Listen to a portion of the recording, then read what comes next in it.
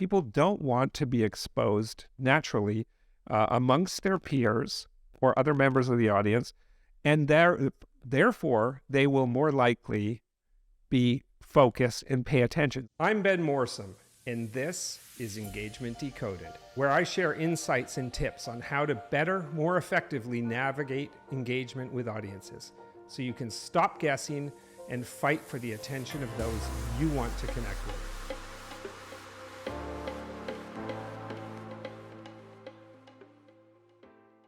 There are certain types of events where you are at higher risk, or you can expect selective engagement to be more prevalent. Particularly the larger your audiences are, internal audiences versus external audiences, but actually that can vary based on the type of event and the type of audience, such as medical symposias. As an example, we see a lot of selective engagement because of a physician's very busy life, and they're managing a lot of priorities in that moment. So their attention is at very high demand. But we will see this with larger audiences all the time. And one of the biggest, I should say, contributions to the creation of selective engagement, if I can say it that way, is large format seating, where it's easy for an audience member to disappear within the crowd, to feel safe, to off task, and do other things like be on their phones or be on their computers, or mind wander in and out, or get up and come back in and come back out without feeling that they're going to be noticed.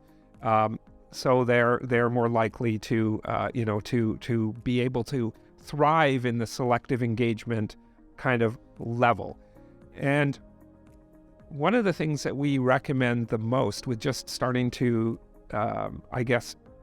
combat this trend of selective engagement, or the ease for an audience to be selective, is to look at things like seating design within a space.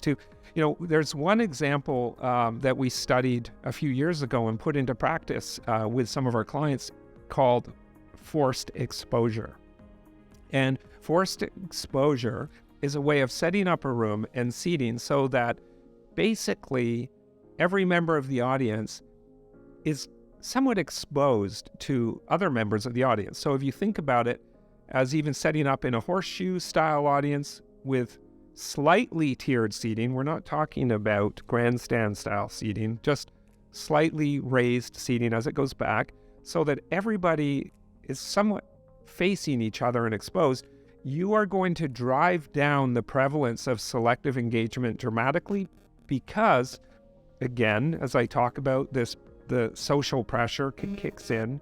People don't want to be exposed naturally amongst their peers or other members of the audience, and therefore they will more likely be focused and pay attention. So we're forcing them through exposure to pay attention, and therefore combating the prevalence to selectively engage and disengage from the content.